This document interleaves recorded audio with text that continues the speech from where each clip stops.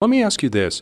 Once you take that revenue out of the federal budget, how are you going to replace that? We're going to have tremendous growth. We're going to have, drill, baby, drill. We have more liquid gold under our feet than anybody else. And we're going. This reporter has just exposed Trump's ignorance, the fact that Trump does not even know the meaning of tariff. This reporter is from a local radio station in Nevada. Shout out to the guy because he's just shown the world that Big D, the man who claims to be the most intelligent and smartest man in the world, he reminds me of an African dictator. As long as you pump his ego, you have the largest crowd size. Your hair is the best hair. You're the most handsome man in the world. Whatever you want, he will do it for you as long as you feed his ego. Let's hear from our boy, Big D. Feet than anybody else. And we're going to be charging countries that have been ripping us off for years with tariffs. And the tariffs will make us, we'll have money like we've never had before. We're going to charge countries that it's a one-way street. For many, many years, it's been that way. In fact, I did a lot of it with China. I charged them hundreds of billions of dollars in taxes, and we had no inflation, essentially no inflation. But we're going to have countries that have been hurting us and ripping us for years, taking advantage of us on trade and everything else. They're going to pay tariffs. And, the word tariff sort of, in some people, and I say not very smart people, but in some people's minds, tariff is a dirty word. It's not a dirty word. To me, it's the most beautiful word there is. It's not going to raise your, inflation. It's not going to do it. All it's going to do is get you even. So we have a tremendous deficit under Biden-Harris or Harris-Biden, however you want to figure it. We're losing $2 trillion a year. With the tariffs, we can get that number down to a very manageable number. Even ultimately, we can break it even. And it's going to generate tremendous growth because rather than paying the tariffs, there is no tariff if you build your plant in the United States, like the auto workers. So for those who do not understand what we're talking about, tariff is a sales tax that country imposed to try to deter other countries from turning their countries to dumping ground. So this reporter again is just blowing Trump up, showing the world that Mr. Trump is not smart. Listen to this guy again. Trump is trying to dodge the question. Let's hear from this guy. Inflation is not going to do it. All it's going to do is get you even. So we have a tremendous deficit under Biden-Harris or Harris-Biden, however you want to figure it.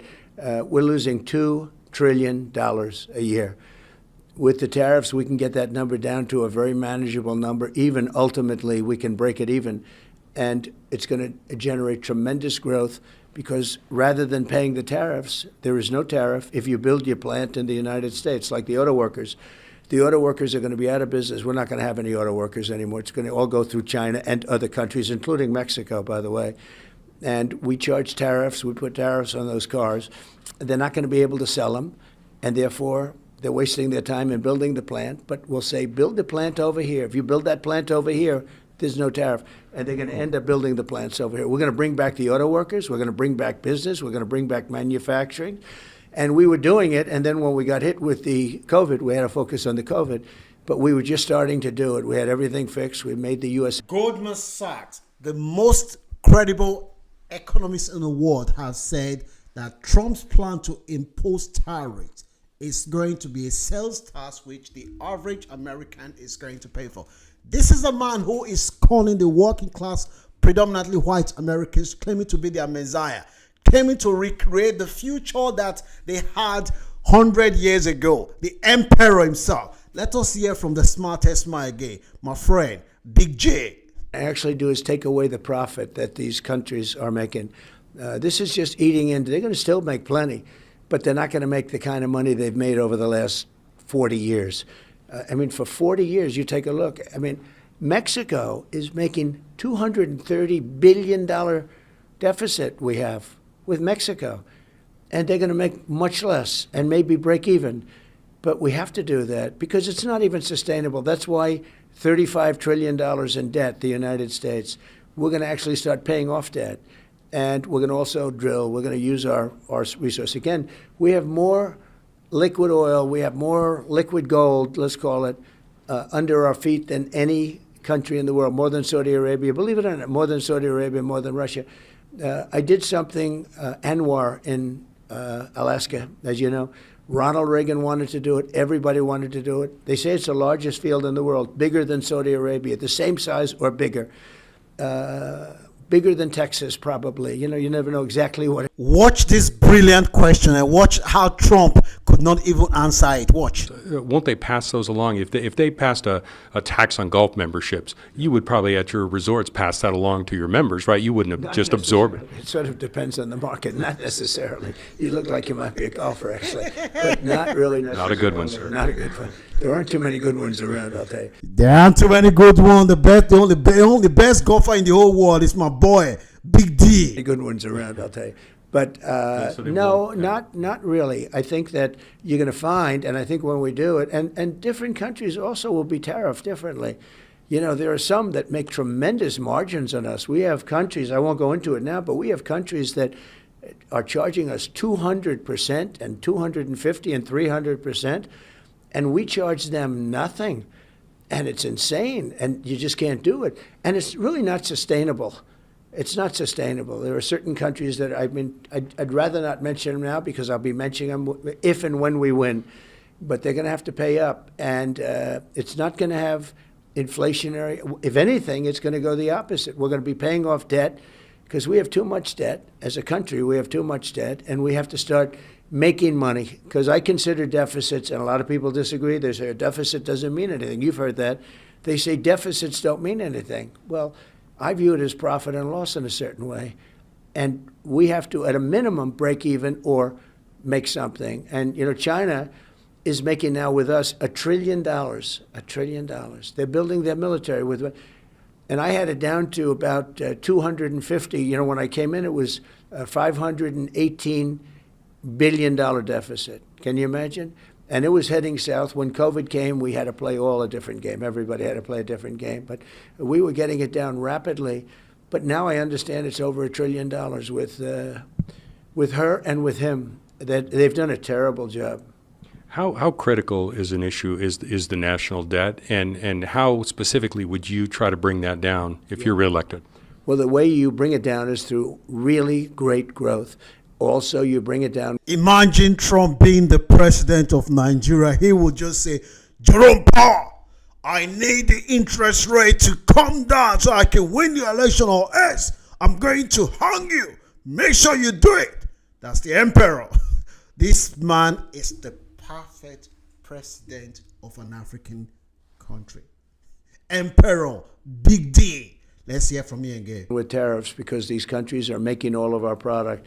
You know, when you have a 100% tariff on a nation, better than the money is the fact that they're not going to want to pay it very long, and they're going to build a plant here. If they build a plant here, there is no tariff.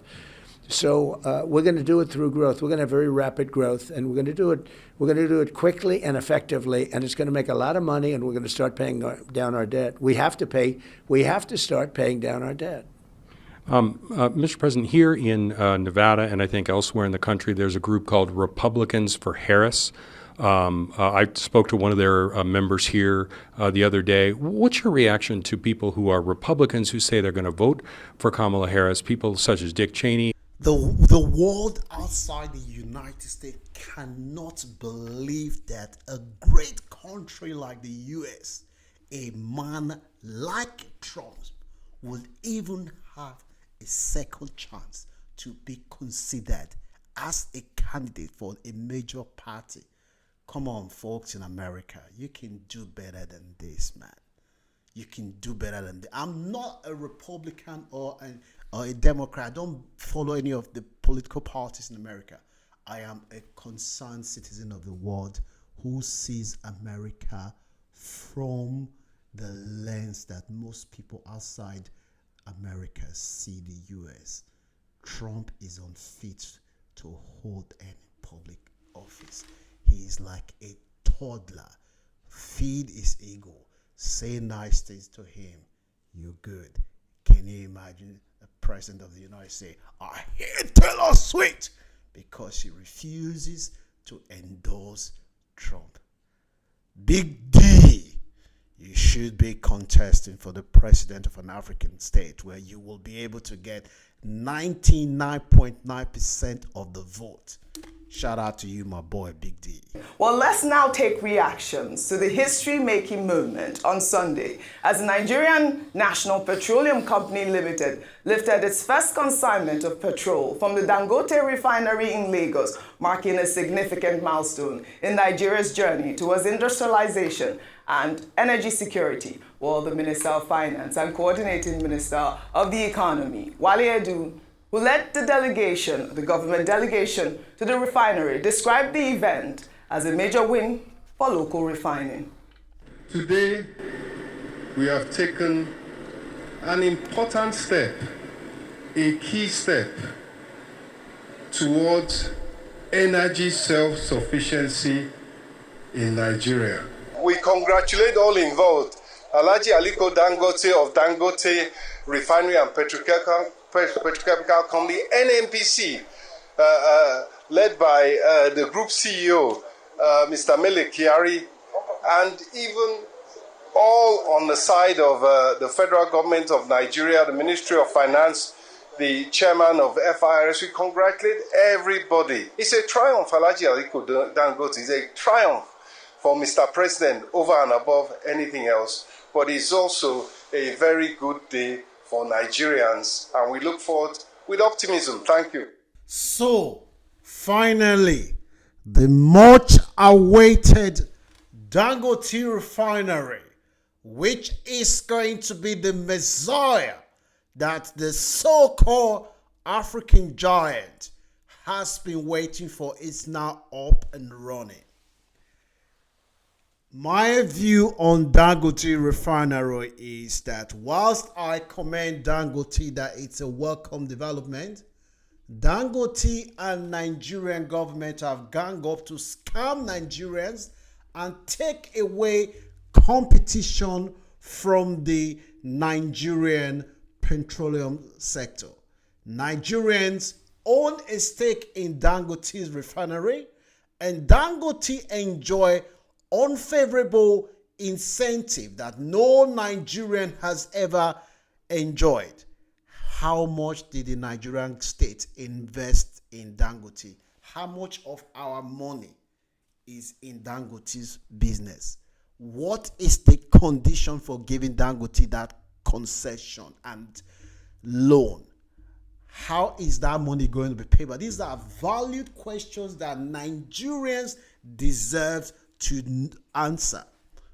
Unfortunately, everybody is celebrating. One man, no competition. How can that lead to price coming down? It's never going to come down. As long as one man sells the product, there is no competition. You don't have no choice. That is a step in the wrong direction that a country of 200 and something million people, we should not be celebrating that at last one man is coming to rescue us. We should have 7 companies like Dangote. If people are not happy with Dangote service, they will have choice. With this arrangement, we are back to the old days where we have just one company like NEPA and Nitel supplying a product. This is not something that we should be celebrating. It's not something that we should be celebrating. Let us hear from this our brother. See, 71,000 never full my tank. 71,000 naira never full my tank. 72,000 tank never full. 73,000 tank never full. 74,000 tank never full. 75,000. If you reach 80,000, stop. If you reach 80,000, stop. For which motor? No be Jeep, oh. No be Jeep. No be Jeep with this, oh. And there's still problem. You see, 80,000 naira for this Lexus. 80,000 naira. Tank no full, tank no full. The man is complaining that he has spent about 80,000 naira, which is about 35,000 American dollars to fill up his tank, and he's complaining that the tank is not full due to the recent increase in the price of petroleum in Nigeria. Nigerians are going through a hard time. My heart goes out to folks back home in Nigeria. May God bring the right leader that would feel the pain of the Nigerian people, a leader that will be sensitive to the plight, the suffering of the Nigerian people, a leader who is in touch with his people, not rulers that we currently have in Nigeria. If you've seen any value in this content, smash the like button, share this video with anyone that you know will benefit, and don't forget to subscribe to this channel. Keep pushing. Don't give up.